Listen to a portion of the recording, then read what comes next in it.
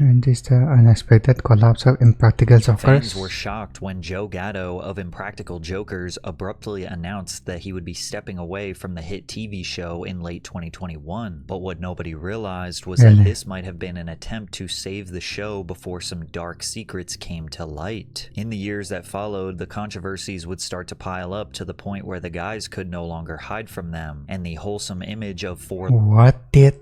lifelong friends making each other laugh What would is start going to on? collapse on itself. Unfortunately, whether or not any of these allegations held any weight did not matter because it had a permanent impact on the show, as ratings have plummeted to an all-time low and Impractical Jokers has become a shell of what it once was. Through a post made to Instagram, Joe revealed that he and his wife, Bessie, had recently separated and he wanted to focus on co-parenting his 2 young children during their separation, which seems That's nice. understandable. Fans respected Joe's decision to move on and appreciated the care he had for his family. His 3 co-stars released a joint statement of their So own, this like outdoor YouTube where channel. they expressed their appreciation for Joe and their intentions to continue making episodes without him. But some fans voiced concerns about the show's ability to last without him and felt that a piece of the soul that made the show great would be missing. There were also those who believed that something much darker had Yeah, happened now that the main character is gone. behind the scenes. There is definitely a scandal here. His post is meant to preempt a scandal. He is trying to thoroughly disassociate himself from the Impractical Jokers brand so that when his scandal comes out, it doesn't tank his friends' careers. Now, the speculation and conspiracy theories surrounding Joe's exit were initially met with pushback and skepticism. If he stops working to take the equal custody he's entitled to, she gets much less money. It's that simple. There's probably millions of dollars at stake. Once the divorce is final, I bet he comes back on some level. But then fans became increasingly suspicious when they noticed a handful of episodes of Impractical Jokers had been removed from truTV's website and HBO Max's streaming service shortly after Joe's departure. All the banned episodes shared a common theme, Joe being put in what is described as compromising situations. These episodes include Stripped of Dignity, where Joe was required to strip in public for strangers, Bullshatsu, which featured Joe hiding in a massage chair and giving strangers massages, and Sun What?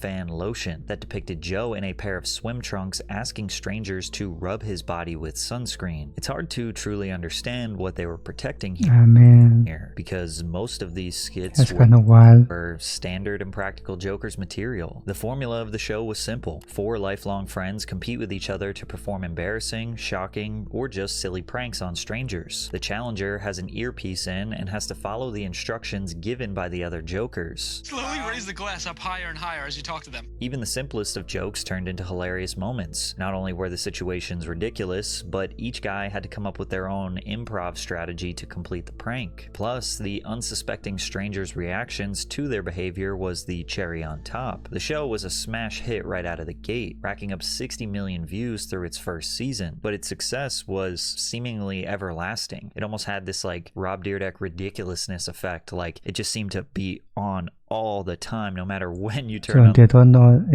there's an earpiece the or TV, something. there was an episode of Impractical Jokers playing. The show developed a die-hard audience that always waited in anticipation for the next episode, and viewers fell in love with the Jokers not just as entertainers, but as people. One of my personal favorites was when they had to take food off of other people's plates at an all-you-can-eat buffet. Oh my God, delicious.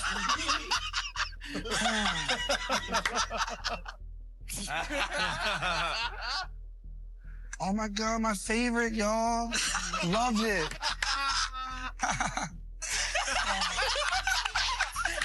Okay. Look at her face. She doesn't know what to do.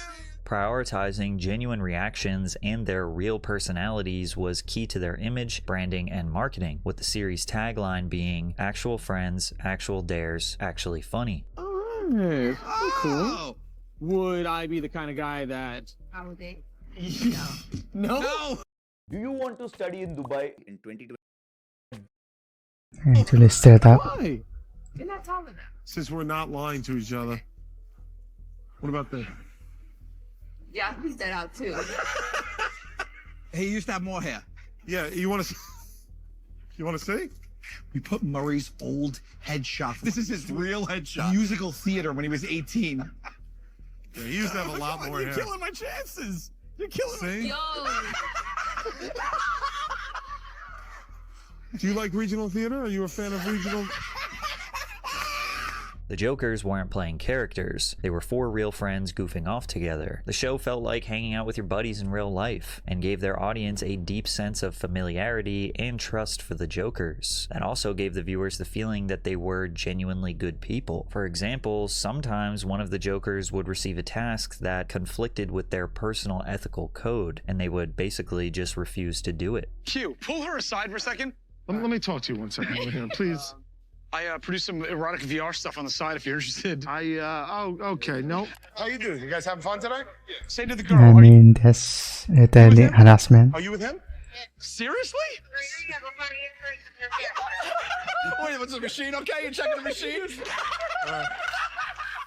This showed that they weren't just four degenerate guys running around harassing people on the street, but rather they were well-intentioned comedians having fun without being rude or mean to the people they interacted with. Fans didn't just love the show, they loved the people who made it special, both for their humor and their personal character, which is why fans were confused when they found out about the infamous band episode called The Dream Crusher. Joe's task was to find a hired actor planted in the mall by other Jokers and select them by giving them a kiss. If he correctly guessed who it was and kissed the right person, he won Okay, the that's just challenge. wrong Joe on at so first many seems levels. excited at the idea of kissing the female actor It's that like kissing prank on was YouTube. planted in the mall, who he describes as hot in the early moments of the challenge. However, once his wife arrives, his demeanor completely changes. Joe went from super confident to crumbled down instantly. Truly an epic moment. Now, knowing that he and his wife were getting separated, it's not hard to guess why this episode was removed from streaming services. However, due to the trust Joe had built between himself and the audience, the idea that he held any responsibility for he and his wife's real-life separation was completely off the table for his fans. Joker's fans ran with the idea that Joe is this perfectly innocent man whose wife was potentially cheating on him and divorcing him to take all of his money. And while we can all agree that this is just parasocial behavior from diehard fans, it was only the tip of the iceberg. Slowly, more and more potential evidence would be revealed. A post made to the Impractical Jokers subreddit all the way from late 2017 resurfaced that features two female fans taking a selfie with Myrrh. In the comments, one of the women claimed to have spoken with Joe using Snapchat's call feature and further elaborated. He tried calling me a few times before I noticed and grabbed my roommate Amy to come talk to him. At one point, he joked about us being pretty girls who live together and that we should be in a pillow fight. We laughed and joked about it, then the conversation What does that mean? continued in another direction until I called my roommate out for filming me talking with him and he said, "Amy's filming? I'm out," and dropped the call. Then I shot him a message apologizing and he was really nice about it and said, "Silly Amy," and then asked if we wanted to come to his hotel room for a pillow fight. We didn't want to go to his room, but we also didn't want to stop talking to him, so we danced around the subject a bit. Yeah, that's a little weird. Joked about inviting Q Why or would you go maybe to his Larry room? if we could find him. He didn't respond to the Larry joke, so we said goodnight and he said goodnight back, and that was it. All in all, he was really nice and fun to talk to. Just wanted a couple girls to pillow fight in his room, which, you know, who doesn't? Fans were quick to point out that Joe was married, and the idea of inviting two young women to have a pillow fight in his hotel room was deeply inappropriate. But keep this story in the back of your mind moving forward, because it won't be the last time we hear about Joe using Snapchat and inviting girls over to his hotel room. An alleged friend of former True TV producer also offered their perspective into Joe Gatto's private habits. All I know is there was a boxing fight years back. Joe was there along with other True TV personnel. He was outwardly attempting to hit on various women in a non-joking manner while his wife was home pregnant with their first kid. For my friend, a young guy recently hired, it was a don't meet your heroes moment, as other staffers were like, he does this all the time. Joe doesn't drink, so he uses this to his advantage with women. Now obviously this could be just a totally uncredible source that's just making some stuff up, but with a handful of deleted episodes and stories like these becoming more notable than ever, things weren't exactly looking good for Joe. But with nothing truly concrete and the trust that Joe had established between himself and the audience, nothing more would come of these rumors for now. Impractical Jokers continued by bringing in guest stars to fill Joe's place.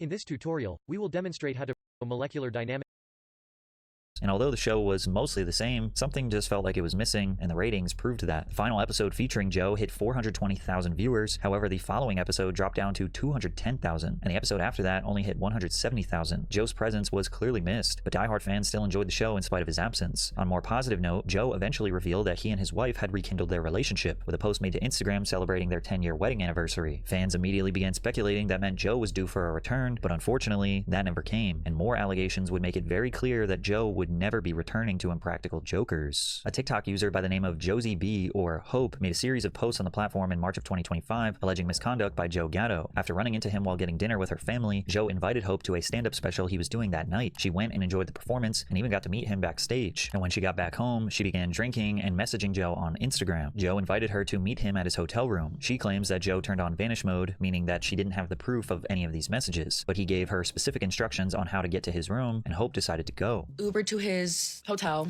and it was a little like he was giving me these weird instructions. Like I was like thinking I was gonna be like a stealth like spy mode at this point. I walk in the door, somebody opens the door for me, whatever, and they're like asking me like I forget what they asked me. I don't know, I was drunk, I don't know.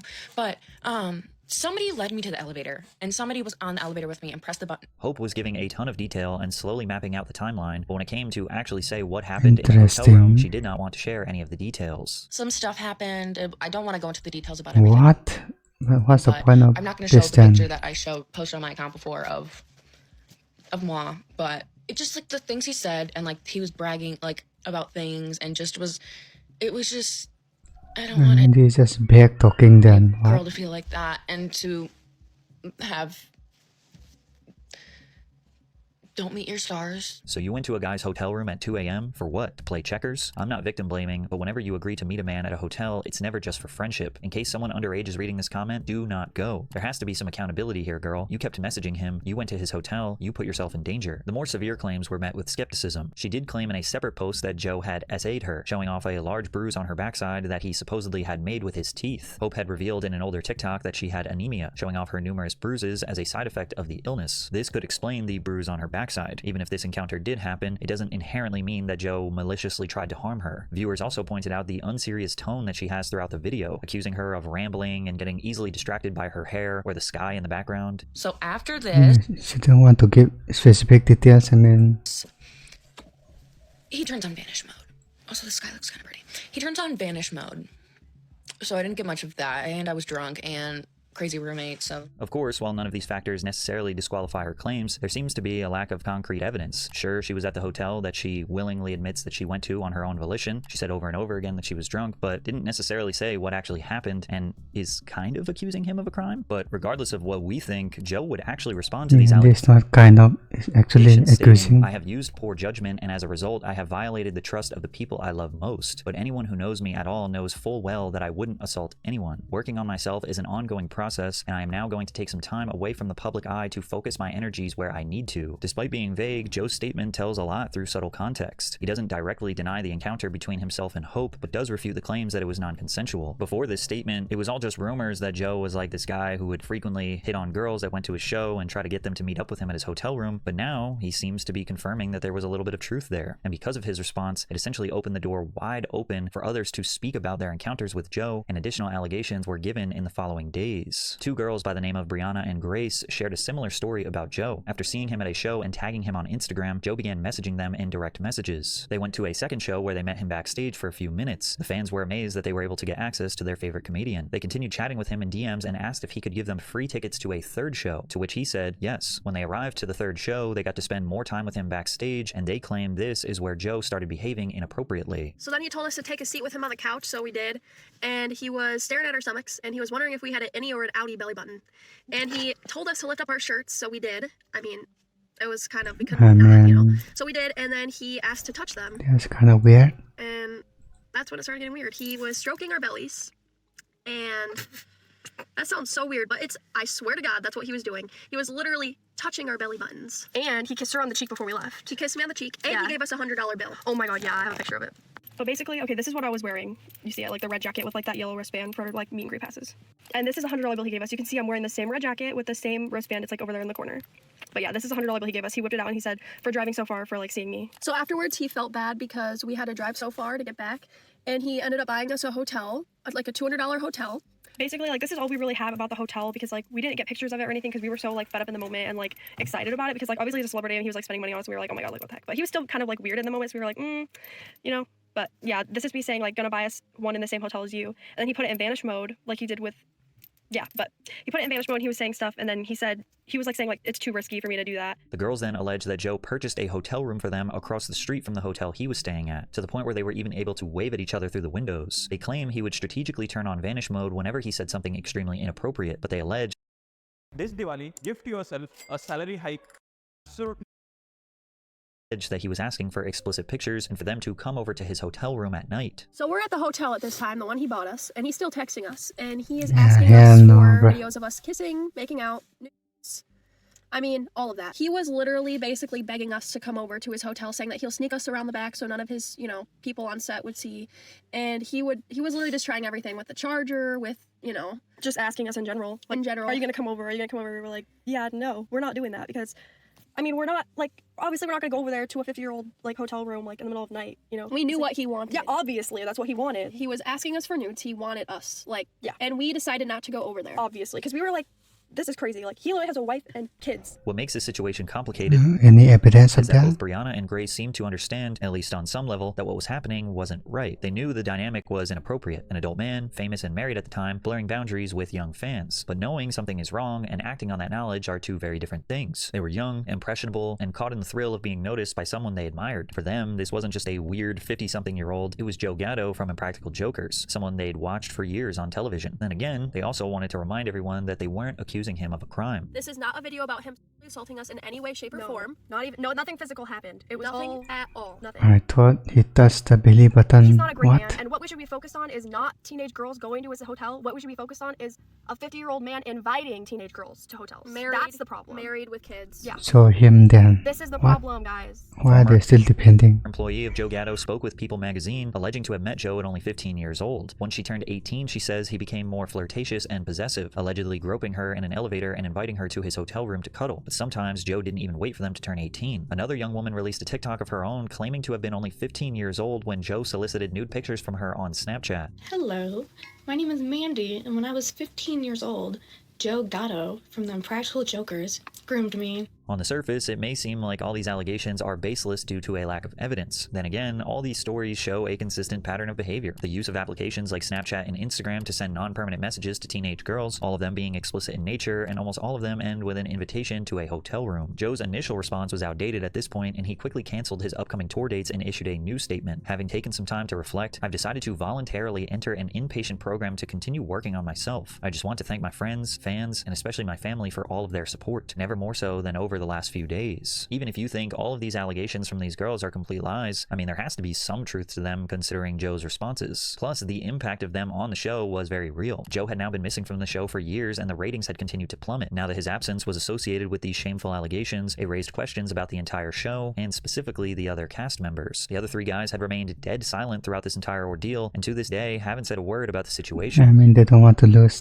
the viewership. Lifelong best friends would be extremely quick to defend their buddy, but they didn't. And now people think they might have some skeletons in their closet that they didn't want revealed, specifically Murr, who had two women came out with allegations of their own against him. The first came from a fan who claimed to be underage when they met and seemingly had a relationship over the span of 2 years when she was 16 to 18. She provided texts of her and Murr going back and forth where he admits to being drunk and inviting her to come over. She also provided multiple pictures of them together as well as pictures taken in a photo booth of them kissing. But she also said, please note I acted like I was older than I was at first, but he saw my ID the first time we met and continued. It was just an unspoken fact. I take full responsibility for that. I was young and stupid. These allegations made this joke age like milk. What I'm going to do today is teach you some tips and tricks on how to optimize your computer to the best of its ability. Let's check out my trash bin.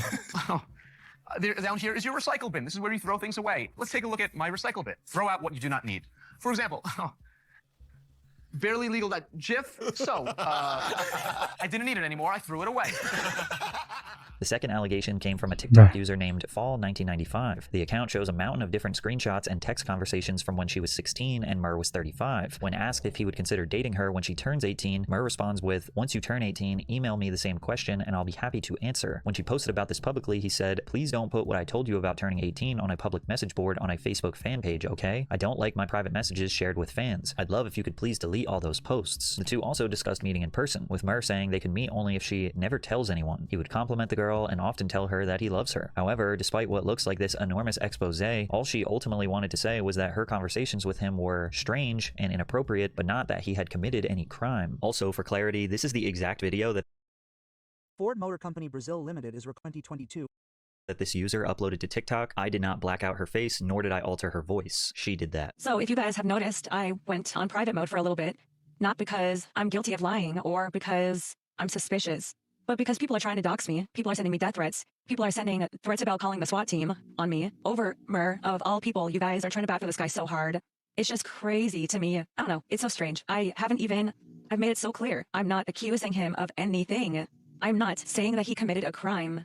All I'm saying is, for me personally, I think it's just strange conversations that a 35-year-old engaged in. Both of these girls that made allegations blurred their face, name, and made anonymous accounts. So the idea that they were doing it for clout or attention holds little weight. Then again, without essentially a real person to attach it to, it's hard to fully verify their stories. Hiding identities could be a sign that they're genuinely afraid of backlash or disbelief, which often happens in cases involving public figures. On the other hand, the lack of a face, name, or verifiable details makes it difficult for anyone to properly investigate or hold the accused accountable. Unlike Joe, Mur refused to respond to these allegations altogether, and most of the time, the best course of action is to not respond in the face of online backlash. Considering the nature of Joe's multiple responses, I mean, it's safe to assume that there was some truth there, but because Mur has said absolutely nothing, gives him the benefit of the doubt. And these days, Joe is still very vocal in expressing how much he misses his old life. Hey friends, I know it's been a minute since I've been on here, so I just wanted to say hello. Over the past 5 months, I needed to step away to take care of myself, deal with the enormity of life, and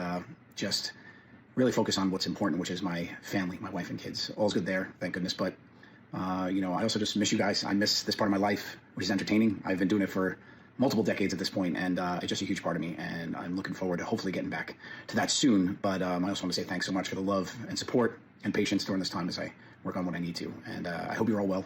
And I also hope to see you soon. All of these allegations have left the reputation of Impractical Jokers in a really strange and uncomfortable limbo. There are definitely a bunch of fans who simply do not care. Some fans are disappointed and believe the show isn't the same without Joe. Some said he was their least favorite Joker, and What does that even mean? Doesn't care. They don't care that he's Commits gone. a crime, doesn't care. Some can't be bothered with the idea that he might be begging for sympathy, and some believe there isn't enough backlash or outrage for Mur's allegations. It's safe to assume that these allegations could be a big reason why the show is not nearly as big as it once was, or you could just chalk it up to the show is really old and it could just be viewer fatigue, because there are still a ton of fans that will continue to support the guys for the foreseeable future, seeing their it's the same format every time. So silence as a people get tired of that. And just like get tired of the prank or whatever actually happened. But it's undeniable that the magic of what made Impractical Jokers special is gone. The trust for many is now broken, leaving former fans to look back and question if any of it was real at all. Yeah.